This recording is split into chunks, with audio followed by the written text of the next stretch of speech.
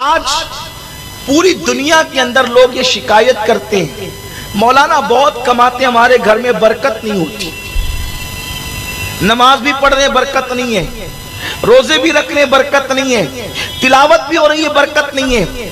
हम कहते हैं बरकत के लिए जब तक रहमत के फरिश्ते नाजिल न हो घर में बरकत कैसे हो सकती है? रहमत के फरिश्ते घर में आएंगे तो ही बरकत होगी, और रहमत के फरिश्ते घर में ना आए तो बरकत हो नहीं सकती। और रहमत के फरिश्ते कहां से चले जाते हैं? अस्सलामु अलैकुम व रहमतुल्लाहि व बरकातहू। नाज़रीन कराम, घरों में गरीबी क्यों आती है, वजह क्या है, किस वजह से घरों में गरीबी आती है, बहुत सारे लोग नहीं जानते हैं। सैयद अमीनुल क़ादरी साहब ने बहुत ही बेहतरीन अंदाज में बताए हैं। मैं चाहता हूं कि इस पूरी वीडियो को आप देख करके ज़रूर जाएं। जब इस पूरी वीडियो को आप देख लेंगे तो आप बहुत सारी बातें आपको सीखने को मिलेगा कि आखिर घरों में गरीबी आने की वजह क्या है। तो आइए पहले पूरी वीडियो को आप पहले देखें। आज पूरी दुनिया के अंदर लोग ये शिकायत करते हैं, मौलाना बहुत कमाते, हमारे घर में बरकत नहीं होती, नमाज भी पढ़ रहे बरकत नहीं है, रोजे भी रख रहे बरकत नहीं है, तिलावत भी हो रही है बरकत नहीं है। हम कहते हैं बरकत के लिए जब तक रहमत के फरिश्ते नाजिल न हो घर में बरकत कैसे हो सकती है? रहमत के फरिश्ते घर में आएंगे तो ही बरकत होगी, और रहमत के फरिश्ते घर में ना आए तो बरकत हो नहीं सकती।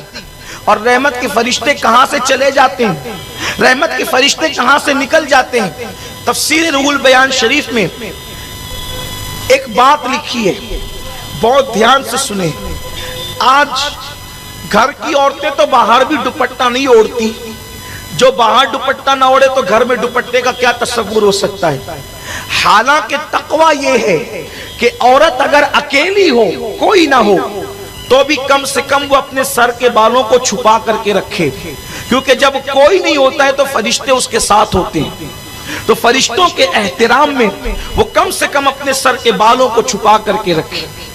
ये औरत के लिए हया है, और औरत अगर बेहया हो जाए तो फिर समाज से हया ही खत्म हो जाएगी। लोग कहते हैं कि ये मुसलमानों को क्या हो गया, ये औरतों को बहुत मुक़य्यद करना चाहते हैं।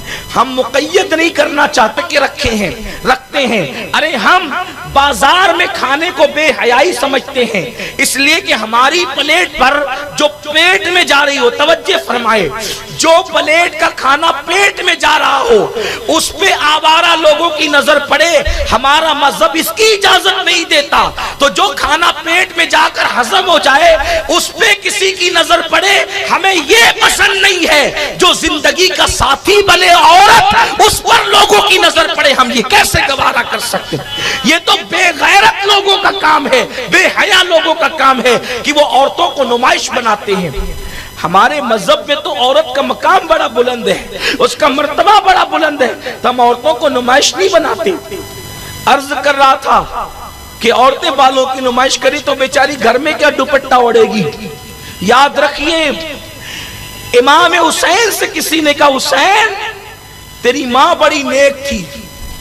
इमाम की आंखों में आंसू आ गए, फरमाया तूने सच कहा। जब मेरी अम्मी का विसाल हुआ तो 6-7 साल से ज्यादा मेरी उम्र नहीं थी, उस छोटी सी उम्र में भी मैंने अपनी माँ के सर के बालों को कभी नहीं देखा। जिसने अपने बेटों से भी अपने सर के बालों की हिफाजत की है वो नबी की शहजादी सैयदा फातिमा सलामुल्लाह अलैहा। लेकिन आज क्या हो गया? तो तफसीर रूहुल बयान शरीफ का जिक्र कर रहा था, रहमत के फरिश्ते कहां से चले जाते हैं?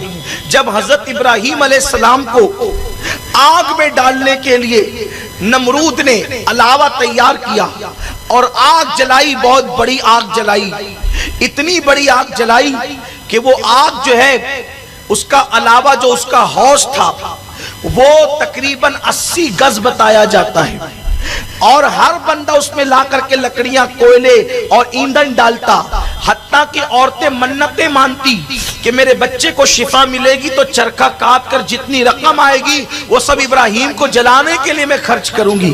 इतनी शिद्दत पैदा की गई थी इब्राहिम अलैहिस्सलाम के खिलाफ। हजरत इब्राहिम अलैहिस्सलाम के लिए जब कई दिनों तक के आग भड़कती चली गई तो फिर इब्राहिम अलैहिस्सलाम को अब आग में डाला कैसे जाएगा, ये एक अजीब मसला था उनके लिए। तो शैतान ने आकर इंसानों को मेंजनिक बनाना सिखाया, गोफन जिसको कहते हैं मंजनीक, वो बनाना सिखाया। और जब वो लोगों ने मंजनीक तैयार कर दी तो तैयार करने के बाद मंजनीक और गोफन आप समझते हैं ना कि रस्सी खींची जाती है और खींच करके छोड़ दी जाती है, तो जो पत्थर रखा होता है उस पर जाकर के लगती है और वो बहुत दूर तक, कई मीलों तक के पत्थर जाता है।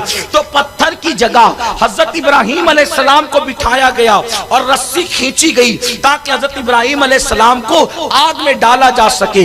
लेकिन इब्राहिम अलैहिस्सलाम को बिठाने से पहले नमरूदियों ने कई दिन तक के प्रैक्टिस की, कई दिन तक के उन्होंने मशक की कि हम रस्सी कैसे खींचेंगे। हर दिन रस्सी खींचते तो खिंचाती, हर दिन रस्सी खींचते तो खिंचाती। एक दिन ऐसा हुआ कि जब इब्राहिम अलैहिस्सलाम को आग में डालने की बात आई तो इब्राहिम अलैहिस्सलाम का कुर्ता उन्होंने उतार लिया और इब्राहिम अलैहिस्सलाम को बिठा दिया मंजनीक के सिरे पर। फरिश्ते आओ फुगा करने लगे, रब से अर्ज करते मौला एक ही बंदा तो तेरा नाम लेता है, उसे भी जला दिया जाएगा, हम उसकी मदद करने के लिए जाना चाहते हैं, हम उसकी इमदाद करना चाहते हैं। तो अल्लाह ने फरमाया ठीक है जाकर के इमदाद करो। इधर से नमरूदी रस्सा खींचते हैं और उधर से फरिश्ते रस्सा खींचते हैं। तो फरिश्तों की ताकत के सामने नमरूदियों की ताकत फेल हो गई। तो उन्होंने कहा कल तक के ये रस्सा तो आसानी से खिंचा रहा था, आज ये क्यों नहीं खिंचाता। तो उस वक्त तो शैतान एक बुढ़े की शक्ल में आया और आने के बाद कहा कि ये रस्सा अभी खिंचा जाएगा, ये रस्सा अभी खिंचेगा, एक चंद औरतों को बुलाओ। चंद औरतें बुलाई गई और जब औरतें बुलाई गई तो उसने कहा इन औरतों से कहो कि अपने दुपट्टों को उतार दे। जब उन लोगों के दुपट्टे उतार दिए गए तो रस्सा खिंचा गया। लोगों ने पूछा हैरत है अब तक की रस्सा नहीं खिंचा रहा था, औरतों ने आकर के दुपट्टा क्या हटाया कि रस्सा खिंचा गया। तो उस वक्त शैतान ने जो बात बताई वो ये थी कि जो तुम इस तरफ से रस्सा खींच रहे थे उधर से रहमत के फरिश्ते रस्सा खींच रहे थे। लेकिन जैसे ही औरतों ने अपने सर को नंगा कर दिया, जहां औरतें अपने सरों को नंगा कर देती है वहां से रहमत के फरिश्ते चले जाते। आप सोचिए अल्लाह का पैगंबर खलील जहां मौजूद है, अल्लाह का नबी जहां मौजूद है, वहां से रहमत के फरिश्ते क्यों गए कि औरतों ने सरों को नंगा कर दिया था। नबी की मौजूदगी में भी अगर औरत सर को नंगा कर दे तो वहां से रहमत के फरिश्ते जा रहे। रिवायत से तो यही पता चलता है बज़ाहिर। अब आप मुझे बताएं, हम और आप कहते हैं घर में बरकत नहीं होती, तो हम अपने घरों का जायजा तो ले। क्या हमारे घर की औरतें दुपट्टा ओढ़ती हैं? घरों का माहौल। तो नाज़रीन कराम आपने पूरी वीडियो देख लिया और समझ गए होंगे।